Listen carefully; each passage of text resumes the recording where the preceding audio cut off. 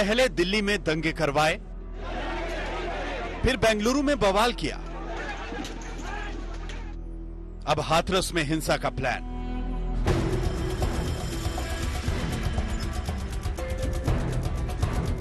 विदेशी फंडिंग से देश में आग, 100 करोड़ में हाथरस की बोली, पीएफआई के दंगाइयों की टोली। किसी की साजिश को सफल नहीं होने देंगे। किसी गरीब के भविष्य के साथ खिलवाड़ करने की इजाजत किसी को नहीं देंगे।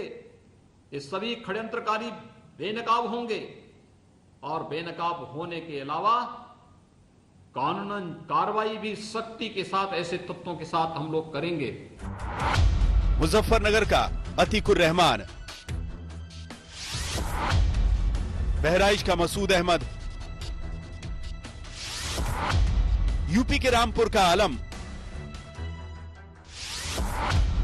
और केरल के मल्लपुरम का सिद्दीकी कप्पन। 2 दिन पहले ये चारों मथुरा से पकड़े गए। इन चारों के पीएफआई से संबंध बताए गए।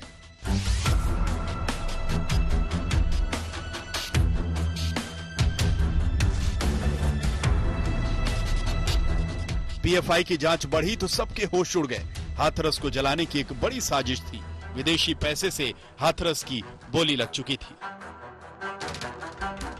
सरकारी सूत्रों ने आज ये जानकारी दी कि पीएफआई को इस मामले में 50 करोड़ रुपए की फंडिंग हुई है और ये सब मॉरिशस के रास्ते उन तक पहुंचा है। यही नहीं, अब तक हाथरस के बहाने पीएफआई और उस जैसी दूसरी संगठनों को तकरीबन 100 करोड़ की फंडिंग की जा चुकी है। 100 करोड़ की कुल फंडिंग, अकेले मॉरिशस से 50 करोड़ रुपए। इतनी रकम का करना क्या था? प्लान बहुत खतरनाक बना था। हाथरस में न्याय दिलाने की आड़ में माहौल बिगाड़ना था। हाथरस केस के बहाने जातीय संघर्ष का बारूद सुलगाना था। लोगों को भड़काकर जातियों के टकराव को बड़ा करना था। जातियों के टकराव को बढ़ाकर हाथरस में दंगे करवाने थे। हाथरस में जातीय हिंसा होती तो पश्चिमी यूपी, फिर पूरा यूपी चपेट में आता। फिर वही दिखता जो दिल्ली में दिखा था, जो बेंगलुरु में दिखा था। फिर वही दिखता जो सीए प्रोटेस्ट के नाम पर यूपी में भी दिखा था।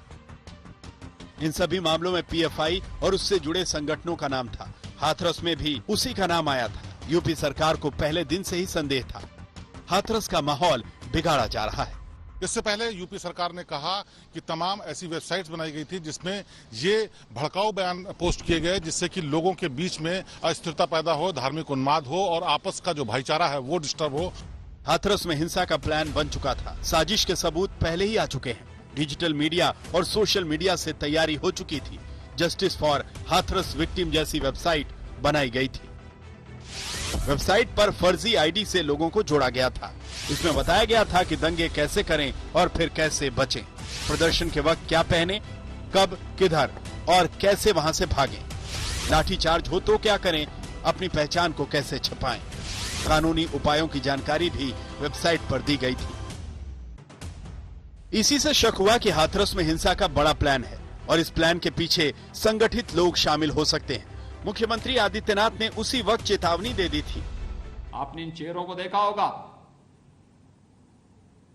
जिन्होंने सीएए के खिलाफ आंदोलन के नाम पर हिंसा करने का प्रयास किया था, जिन्होंने प्रदेश के अंदर विभिन्न स्तर पर अराजकता पैदा करने का प्रयास किया था।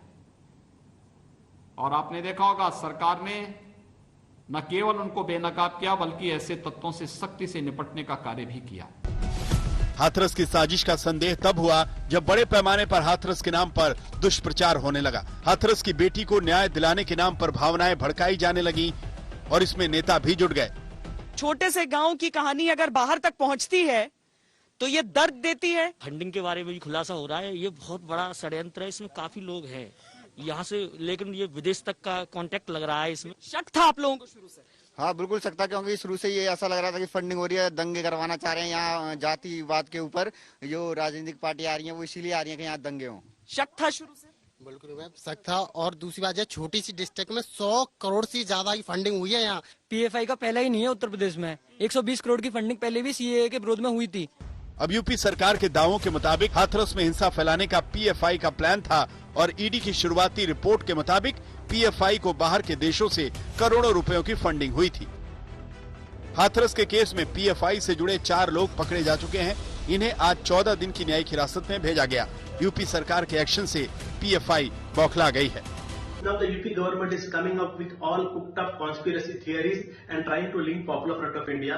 This is not the first time they have tried to link Popular Front, but even previously they have done, and they have failed miserably in the court. So Popular Front of India strongly condemns this attempt, and again the UP government says that there is an attempt to defame Yogi and the UP government. So I would like to say there is nothing left to defame. The entire world knows that there is no need to defame the government because they have been ashamed all over the world.